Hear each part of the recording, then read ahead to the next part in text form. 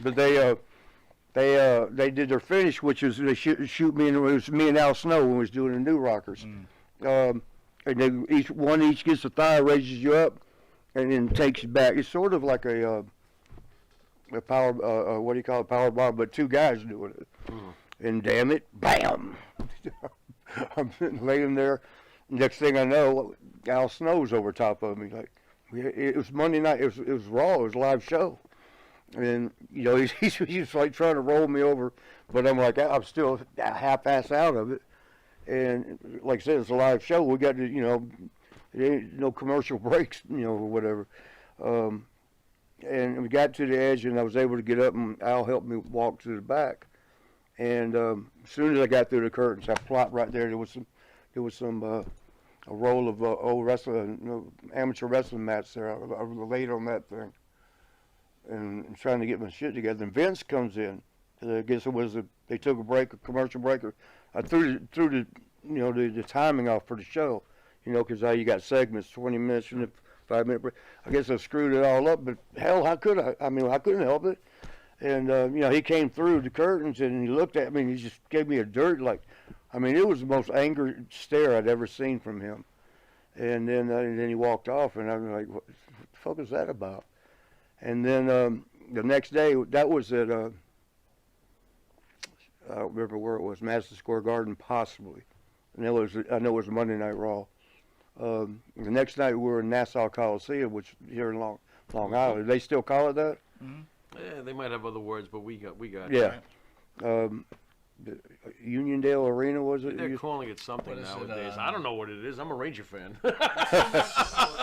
It's what is it? It's still Nassau Coliseum. Is it? Is it Nassau Coliseum? You sure they're not currently calling it something else, though? I think they've got other fancy names. Somebody took it over. Right next to Oh, Nassau nice. Coliseum. I did jobs at Nassau Hofstra. Yeah, they used to Yeah, be a football Hofstra's team right at the there, school. yeah. But yeah, the next day I'm going in for that show, and Vince comes walking up next to me. We're coming in at the same time. He put his arm, you know, around me, and he goes, "I understand you was really hurt yesterday." I'm like, "Yeah." He goes, "I apologize. I thought you was just overselling." Interesting. Now, what are the effects you have now from it, though? Yeah, what are the long-term effects of the concussions over the I years? hallucinate a lot. I got, and I can't name some names, but I'll tell you one thing this real odd. Well, a lot of things are odd, and this has only started in the last year. I can be walking through a house. Damn, I'm sorry, this paper thing ain't working this time. There goes my dentist license. We might have to upgrade to plastic teeth. I can be walking through the house. Fine, I'm going to the kitchen and get a sandwich, you know, and watch the rest of the Braves game. But something happens on the way. All of a sudden, I start crying. I mean, not like that, but just real tears of sadness. You know, it'll stream down, and you feel the emotion. You know, that emotion that usually comes with. And you know what it was? I put too much tooth in there. Dude, get rid of that tooth. It's a menace. But, put a Facebook post up about it later. That better? I'm not sure. It feels better. There you go. But It actually looks very good. I got to be honest with you. I'm like, it looks perfectly fine. if I get it right, you can't tell. You cannot tell. But you know, I'm sitting there, tears. I shouldn't say crying, but tears, and the emotion is sad. Like, I mean, that you know that. Oh man, that hurt. Oh, it's so sad. But I'm like, well, what the hell's what? There's nothing wrong, you know. And I talked to one of the other guys about it. We were just talking about it because a bunch of us have it. And I'd mentioned to him about the crying. He told me not to ever say his name, so I won't. But he's big time, and y'all would know. Everybody would know him. But he said, when I told him about it, you know, I said, "Have you started doing this yet?" And I told him about. I walked through the house and I'll start crying for no reason. And I actually feel that emotion, and he started crying. on the phone with me. Mm. I said, "What's the matter, man?" He said, "I've been doing that, and I thought I was the only one." He's been doing the same thing, and he thought, and then another one. Well, I hope Joe don't mind me. He didn't tell me not to say, but Joe told me that he done. He said in most recent, that he was getting these emotional feelings that he never had before. Not I don't mean like loving Kimmy or anything like that. I understand. Just being he's so emotional, that he wasn't that kind of a person. So it's that's one of the effects. There's it's still, even though it's like 10 years now, they've been, that, what's his name, Nowinski? Yeah. The dude from Christopher Lewinsky. Yeah. He's heading the study, on it. So, since, thank God for him, they're, looking into it and studying it now, but it's still fresh. I mean, they still don't know a whole lot about it, because you can't do much till after the person's died. Then you examine the brain and try to go from there. So I asked this: if you have CTE, we all know the story about Aaron Hernandez, right? Oh, and right. What he did. And Benoit. Right. Right. Do you feel that both of those people have an excuse because of the CTE issues? Well, I'll put it this way: you don't really know what you're doing. Give you an example. Probably a couple weeks ago, I called my brother, Gino. He's my hero in life. Yeah. My dad was too, but he's gone. But I called my brother because every time I panic on something, he always gets me through it. And I called him. I live right by Fort Benning, and they train the paratroopers out there. And where I'm at right now is probably 5 miles from the field. And I called my brother, and I said, "Hey man, I don't know what's going on. The Fort Benning's they're landing a fucking helicopter in the front yard." And I'm sitting there looking at it, and my brother's like, "Marty, there's trees all in the front yard. There's nowhere they can land it." I'm looking at it. They're sitting. He goes, "What are they doing?" I said, "They're just sitting there, and I don't know why. I mean, they're sitting in the front yard here. I'm waiting for them to come out. I can see them inside on the little CB or whatever the things are." I said, what are they doing? What am I supposed to do?" He goes, "Take a picture of it and send it to me."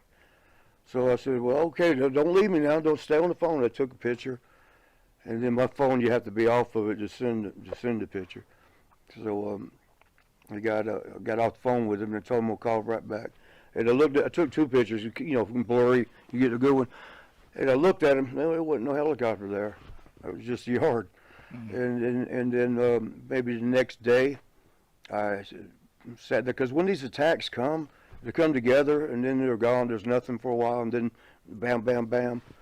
I was sitting there probably watching the Falcons blow another lead, but they. We're Jet fans. You're not going to get. Yeah, any you sympathy. get no sympathy from You're us, getting man. nothing here. I saw that last night, man. Move on with that Falcon crap. Yeah, too bad. I got 2 words for you, Adam Gase. Go on. But I was sitting there watching the Falcons. They had the Cowboys beat by 20 or something, and slowly there it goes, just like a Super Bowl. Oh man. Oh, Super Bowl. We haven't seen one of those in a Yeah. long time. So again, move on, Falcon fan. Yeah, boo-hoo. Boo-hoo. I did their football. But I was sitting there, and then I look up, and I'm on my couch.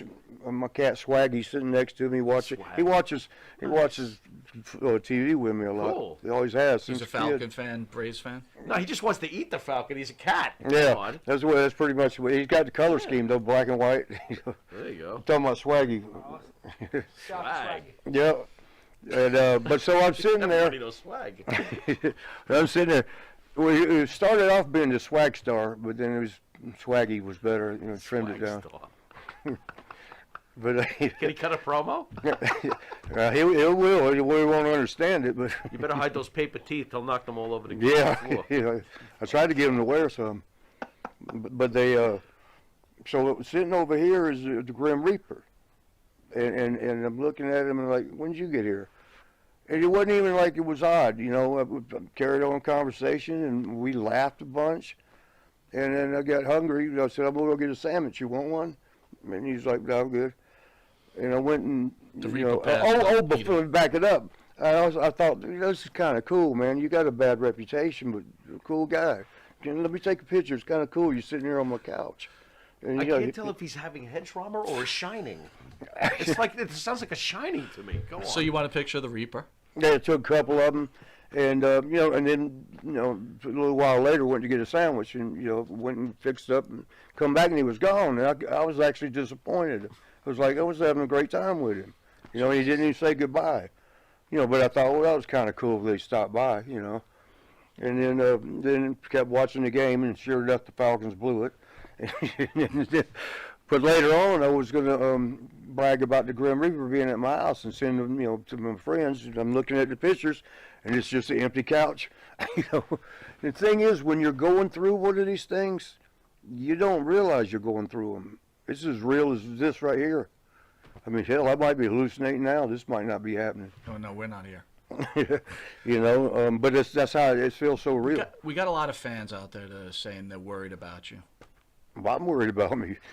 What Swaggy's kind of- worried. what kind of message do Swaggy's you have worried to about say his to your next fans? meal. What's that? Swaggy's worried about me. He wants to be able to make sure he gets his next meal and his litter box cleaned out. So you going to get help for this, or? Well, I mean, I don't know what they can do for you for CTE. Eric might know. Is there anything they can do for CTE? Eric has it. Eric has it. What the? I don't think there's anything they can do really.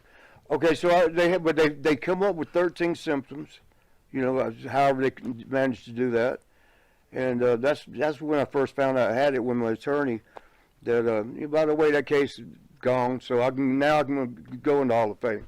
Couldn't before, but anyway, my attorney was saying, here, you know, here's the list of the things of reading them, like, yep, got that one, yep, got that one, yep, got that, and then I'm like, after about 6 one, I'm like, well, maybe I do got the shit. Yeah. And then I went through the list, and this was when I was living in Vegas. My girlfriend out there was sitting next to me, and I said, well, I got them all but these two, the last two. And he goes, what last two? I said, well, the one that says sudden violent mood changes. I don't have that. And she goes, oh, yes, you do. She screams that. And I'm like, well, I got 12 of the 13. The only one I don't have is the suicidal You thoughts. want to know about the treatment? I can tell you about the treatment of CTE. Okay. Okay?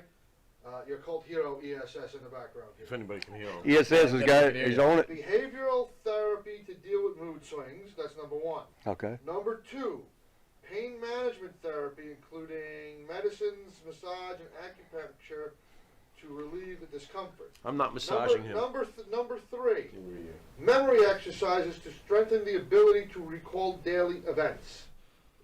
That is the prescribed treatment. Hold for on, you missed CTE. number 4. Number 4 is never use Eric Sim as your agent when you're traveling through the Northeast. What is going on here? Captain's corner shot.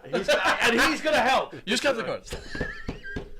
If you decide to Listen, throw we got something, I'm ducking. about 2 minutes. What? Pharaoh. Yeah. with the I last lost me on question. that one. I don't know what that hit one was all about.